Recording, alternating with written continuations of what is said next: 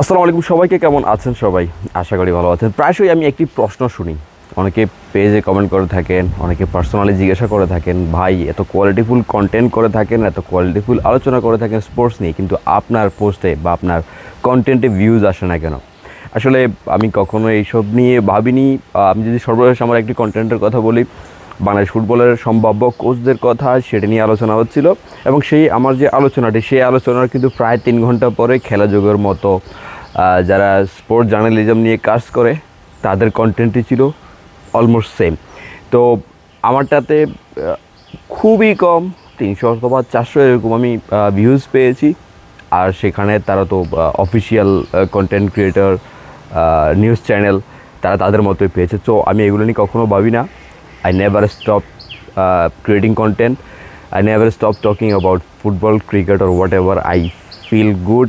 আর এটি আমার আসলে ফ্যাশন হিসেবে আমি নিয়ে থাকি। তো আজকেও সেই ধারাবাহিকতায় কিছু কথা বলবো বাংলাদেশের ফুটবল এবং ক্রিকেটকে নিয়ে। শুরুতে আমি যদি বলি, আলোচনা হওয়া যাক বাংলাদেশ ক্রিকেটকে নিয়ে, যেটি চলমান যে সিরিজটি নিউজিল্যান্ডের বিপক্ষে, সেই সিরিজে বাংলাদেশ একে একে সমতায় রয়েছে। আগামীকালকে সিরিজ নির্ধারণী শেষ ম্যাচটি, যেটি অলিখিত ফাইনাল নিউজিল্যান্ডের বিপক্ষে ওয়ানডেতে হবে, এবং তার আগে কিন্তু বাংলাদেশ ক্রিকেট দল তাদের টি-20 সিরিজের জন্য নিউজিল্যান্ডের বিপক্ষে যেই স্কোয়াডটি সেটি ঘোষণা করল, এবং সেই স্কোয়াডে কিন্তু নতুনভাবে সুযোগ পেয়েছে সাকলাইন, আব্দুল গফফার সাকলাইন, যে কিনা ঘরোয়া ক্রিকেট থেকে এসে, ট্যাপ টেনিস ক্রিকেট থেকে এসে বলা যায় অনেক চমক লাগিয়েছে।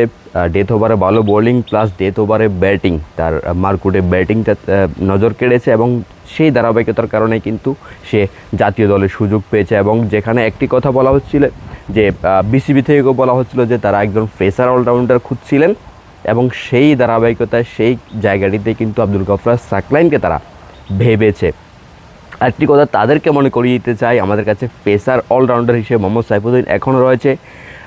ঘোষিত যে স্কোয়াডটি, সেই স্কোয়াডে কিন্তু মোহাম্মদ সাইফুদ্দিন রয়েছে। নিউজিল্যান্ডের বিপক্ষে প্রথম 2 টি-20 সিরিজের জন্য যে স্কোয়াডটি ঘোষণা করা হয়েছে সেইখানে। তো আসলে জানার বিষয় হচ্ছে বা দেখার বিষয় কি হয় যে নিউজিল্যান্ড বিপক্ষে প্রথম 2 টি-20তে আব্দুল গফফার সাকলাইন কি প্রথম কলাপি সুযোগ পেয়ে যায়, নাকি মোহাম্মদ সাইফুদ্দিনকে আরেকটি সুযোগ দেওয়া হবে তাকে সুযোগ দেওয়ার আগে। এবং সেখানে আরও একটি জিনিস বলা হচ্ছিল যে রিপন মন্ডল, যেখানে ডেথ ওভারে দারুণ বোলিং করে আসছিল ঘরোয়া ক্রিকেট প্লাস বিপিএলে, এবং একই সাথে কিন্তু এশিয়ান গেমসেও কিন্তু সে অসাধারণ বোলিং করেছে ডেথ ওভারে, তাকেও কিন্তু সুযোগ দেওয়া হয়েছে। তবে সেখানে মিডিয়াতে যে জিনিসটি বলা হচ্ছিল, সে প্রথমবারের মতো সুযোগ পেয়েছে। তবে এর আগেও কিন্তু সে একবার কল পেয়েছিল, যদিও বাংলাদেশ জাতীয় দলের হয়ে তার কোনো খেলা হয়নি, কিন্তু কলে সে ছিল বাংলাদেশ জাতীয় দলের স্কোয়াডে।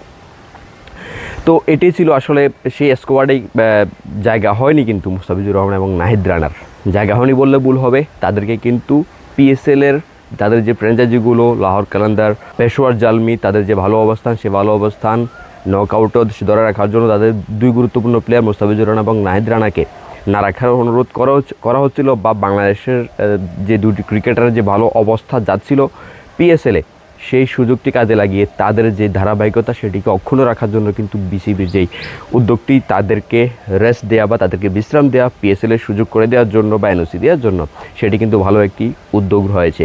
এবং সেটির জন্য কিন্তু গতকালকে নাহিদ রানা কথা বলেছিল মিডিয়ার সাথে, এবং সেখানে তার যে অবস্থান পিএসএলে বর্তমানে, পিএসএলে যদি আমরা চলমান যেই টুর্নামেন্ট, সেই টুর্নামেন্টে উইকেট সংগ্রাহকের তালিকা দেখি, একটি মাত্র উইকেট সংগ্রহ করেছে এমন বোলারও কিন্তু নাহিদ রানার মতো ইকোনমি নিয়ে বোলিং করতে পারেনি। তার বোলিং স্টেজটি হচ্ছে 4 ম্যাচে 7 উইকেট, 5.42 ইকোনমির রেট, 6-এর নিচেও কিন্তু ইকোনমি রেট এখনও পর্যন্ত কোনো বোলারের পিএসএলে নেই। সেখানে নাহিদ রানা একজন পেসার, তার গতি এবং বাউন্সে 5.42 ইকোনমি ধরে রেখেছে।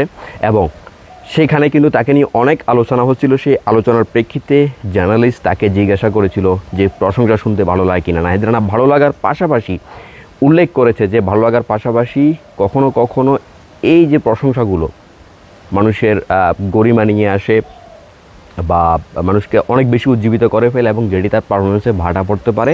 নাহিদ রানা এসব কিছু ভাবে না, অনেকটা পজিটিভ যে বিষয়গুলো আমরা আসলে ভাবি, অনেক প্রশংসা করতে করতে একজন প্লেয়ারের পারফরমেন্স আমরা ভাটা ফেলে দিই, সেই জায়গাটিতে নাহিদ রানা সেই জিনিসগুলো কিন্তু লক্ষ্য করেছেন। সে যাই হোক, শুভকামনা রইল নাহিদ রানা এবং মুস্তাফিজুর রহমানের জন্য। শেষ যে বিষয়টি সেটি হচ্ছে ফুটবল নিয়ে। কিছুদিন আগে জামাল ভুঁইয়া বাংলাদেশ জাতীয় দল ক্যাপ্টেন, তার ক্যারিয়ারের প্রায় শেষ মুহূর্তে রয়েছে সে।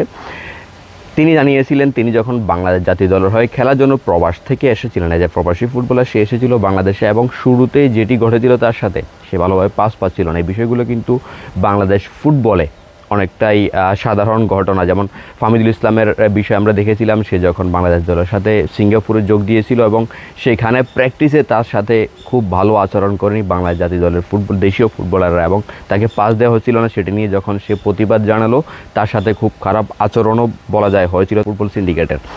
তো সেটি কাটিয়ে উঠে ফাহমিদুল ইসলাম আবার জাতীয় দলে খেলেছেন, এবং সব কিছু মিলিয়ে যেই অসহযোগিতাগুলো ফুটবলারদের, দেশীয় ফুটবলারদের প্রবাসী ফুটবলারদের সাথে, সেটি কিন্তু অনেকটাই ভালো হয়ে এসেছে বা রিকভার হয়ে গিয়েছে বাংলাদেশ ফুটবলে। এখন আগের মতো ফুটবলাররা এরকম করে না প্রবাসী ফুটবলারের সাথে। তবে জামাল ভুঁইয়া যেটি স্মৃতিচারণ করেছিলেন যে তার সাথে যা হয়েছিল, বাংলাদেশ জাতীয় দলের ফুটবলার তাকে ভালোভাবে পাস দিত না, সেটি বলার সাথে সাথে একজন ফুটবলার যে কিনা 11 ম্যাচ জাতীয় দলের সাথে খেলেছেন, ফরওয়ার্ড তকলিস আহমেদের কথা বলছিলাম, সেই ফুটবলারটি সাথে সাথে তেলে বেগুনে জ্বলে সেই কথাটির প্রতিবাদ জানালো। এবং কেন প্রতিবাদ জানালো তার কোনো সদুত্তর আসলে বাংলাদেশ ফুটবল ফ্যানরা না পেলেও, সেই সময় যখন জামাল ভুঁইয়া এসেছিল তখন তার সাথে যে অসহযোগিতা তখনকার ফুটবলাররা করেছিল, এবং স্পেশালি ওই তকলিস আহমেদ করেছিল, জামাল ভুঁইয়ার সাথে তার যেই স্কোয়াডের ছবিটি, সেই ছবি দিয়ে সে তার পরিচয় আসলে দিয়েছিল যে সে খেলেছে বাংলাদেশ দলের সাথে। এবং একই সাথে একটা বিষয় আমি আসলে মনে করি দিতে যাই, তকলিস আহমেদ যখন বাংলাদেশ দলের হয়ে অভিষেক হচ্ছিল প্রথম ম্যাচেই, সম্ভবত সিলেটে হয়েছিল সেই ম্যাচটি, তকলিস আহমেদের হাজার হাজার ফুটবল ফ্যান সেদিন তকলিস আহমেদের প্লে কার্ড নিয়ে মাঠে গিয়েছিল। যদিও সেদিন বলি বা তার পরবর্তীতে বলি, যতদিন সে খেলে গিয়েছে বাংলাদেশ জাতীয় দলের সাথে, সে একজন ফরওয়ার্ড, সে যে একজন ফরওয়ার্ড সে জিনিসের সে পরিচয় কখনো দিতে পারেনি। কিন্তু জামাল ভুঁইয়ার যে স্টেটমেন্টটি ছিল, স্মৃতিচারণটি ছিল, সে যখন বাংলাদেশ জাতীয় দল হয়ে শুরু করেছিল, তাকে যে অসহযোগিতা তার তখনকার টিমমেটরা করেছিল, সেটিতে কিন্তু সে প্রতিবাদ জানাতে ভুল করেনি। অর্থাৎ বোঝাই যাচ্ছিল যে আমরা যেটি দেখেছিলাম সেটি সত্য ছিল। আমরা যা ভাবছি এখনও, যারা ওই সময় ম্যাচগুলো দেখেনি, তারাও যা ভাবছে যে ওই লোকটি তকলিস আহমেদ ছিল, সেটি কিন্তু সঠিক ছিল। সব মিলিয়ে এই হচ্ছে অবস্থা। সবাই ভালো থাকবেন। আসসালামু আলাইকুম।